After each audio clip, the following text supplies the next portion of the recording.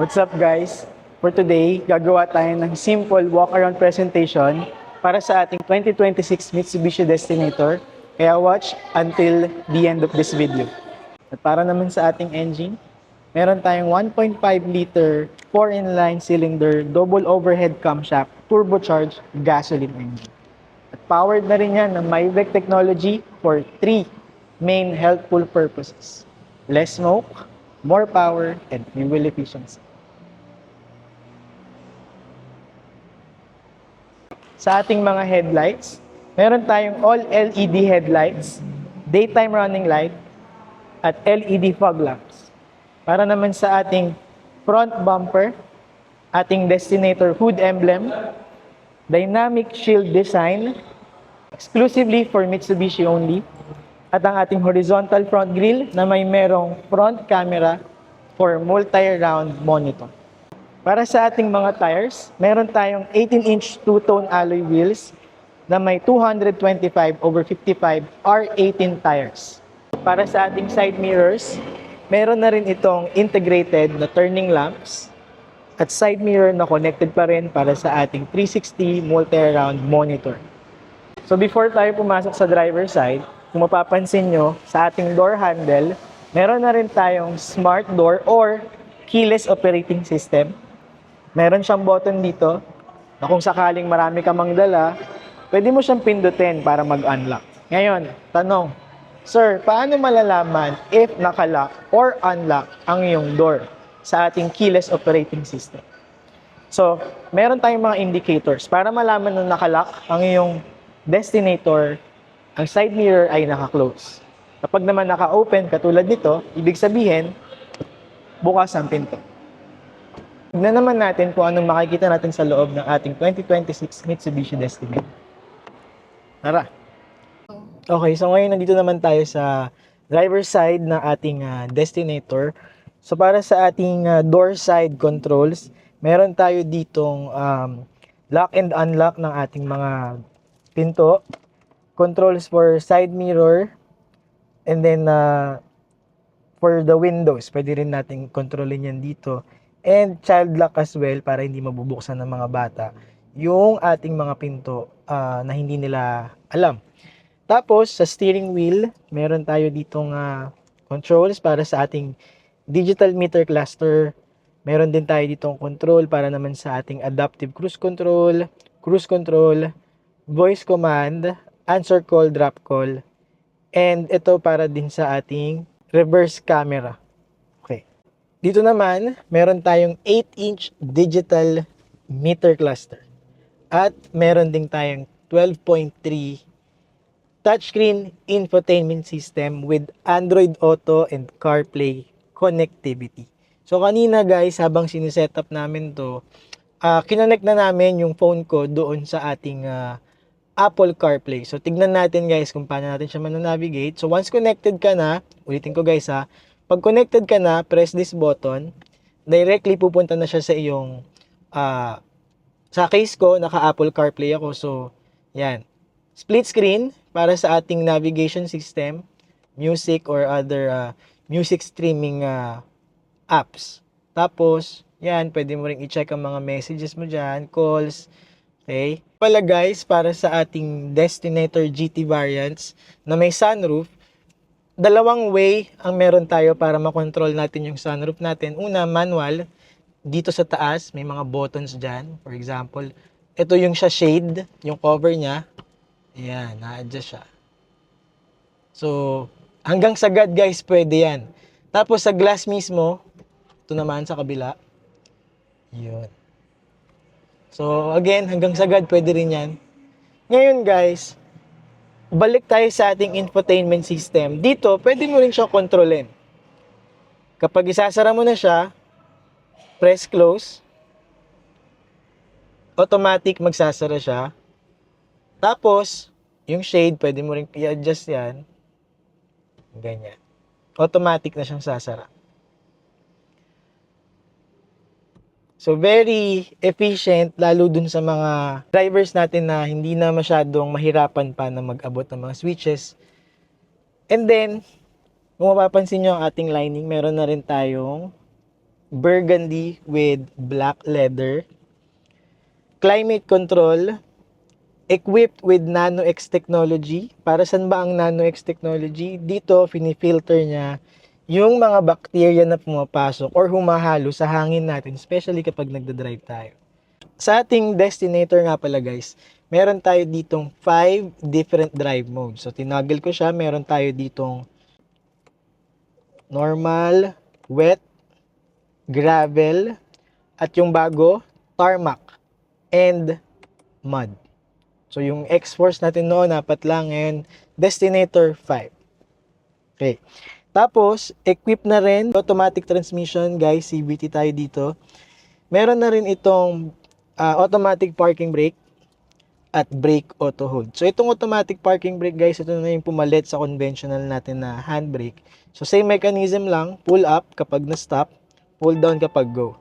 And then, itong brake auto hold, ka mga quick errands, 10 minutes lang to, guys.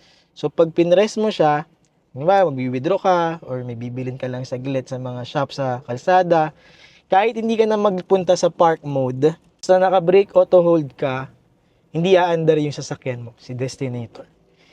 Meron tayong 2 cup holders at center console box na may cooler. Anong purpose ng cooler? Kapag may mga drinks ka, para hindi mawala yung lamig niya, lagay mo siya dyan. At since may cooler nga, maintain lang niya yung lamig. At para naman sa ating mga chargers, meron tayong 12 volts charger dito, Type-C and USB type chargers. At hindi lang yan guys. So guys, subukan naman natin yung ating wireless charging para sa ating destinator. So meron akong iPhone dito. Ilalagay lang natin yan dyan guys.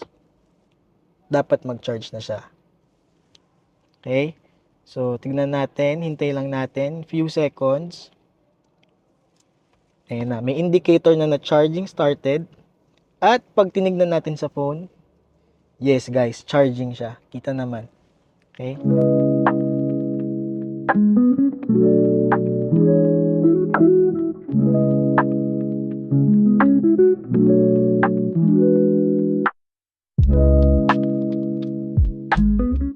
At guys, ito kung makikita ninyong salamin natin dito, hindi na siya actually salamin.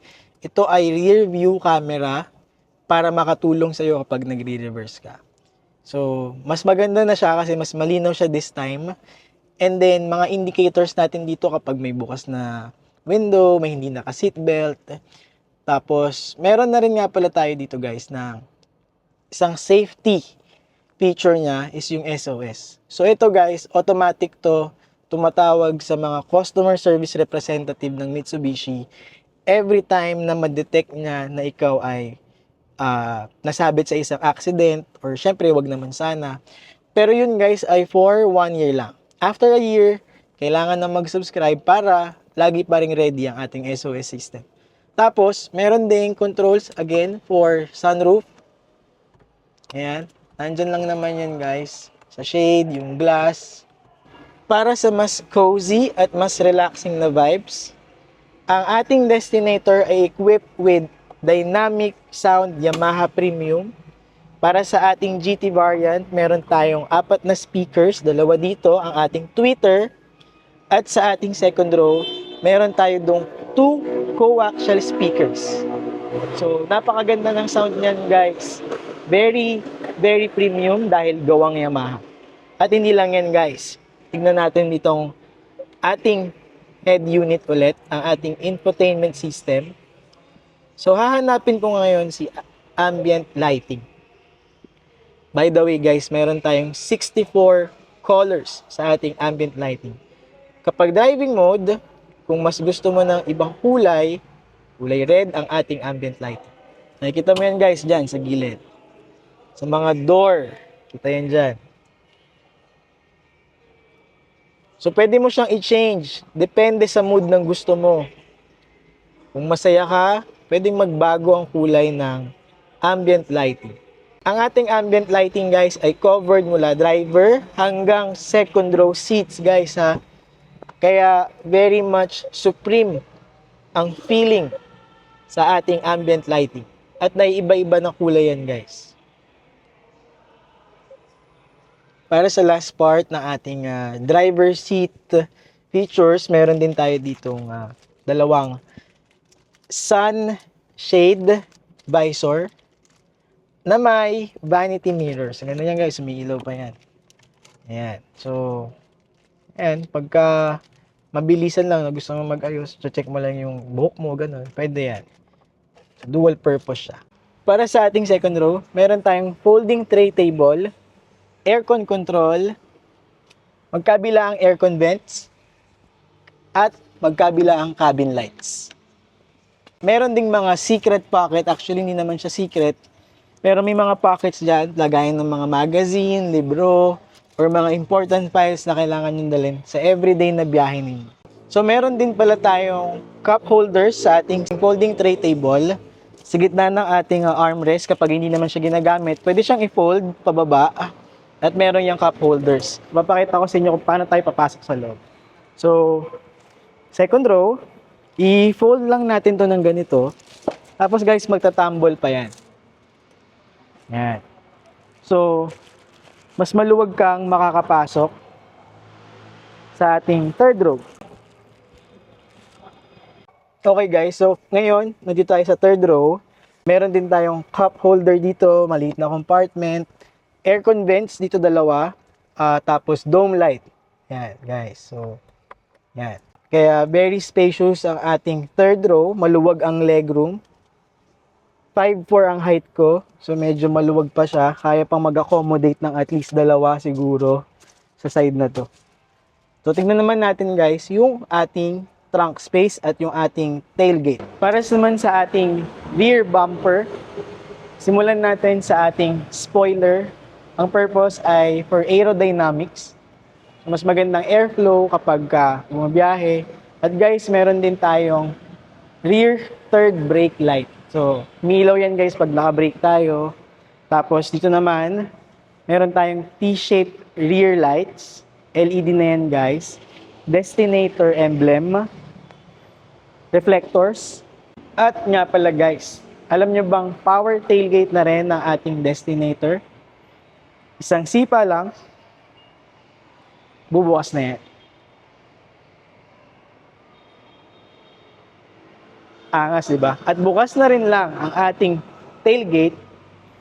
Makikita nyo may maluwag na trunk space at pwede pang mas lumuwag dahil foldable ang ating mga third row seats.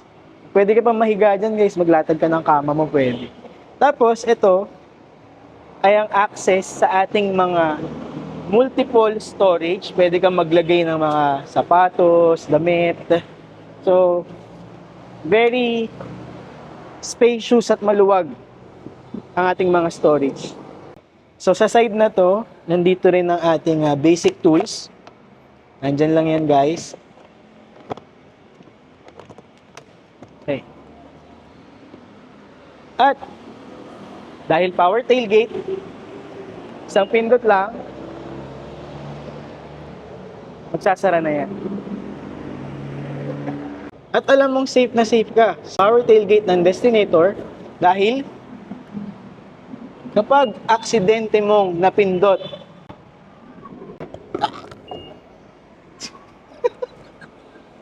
at na-detect niya na may tao, hindi yan magsasara. Hindi ka masasaktan, hindi ka maiipit. Ayos, di ba? Speaking of Destinator, alam mo ba na sa halagang 59,000 all-in down payment ay pwede ka nang magkaroon ng sarili mong Destinator? Paano? Message ka sa contact details na nakikita mo sa taas ng screen at mag-usap tayo.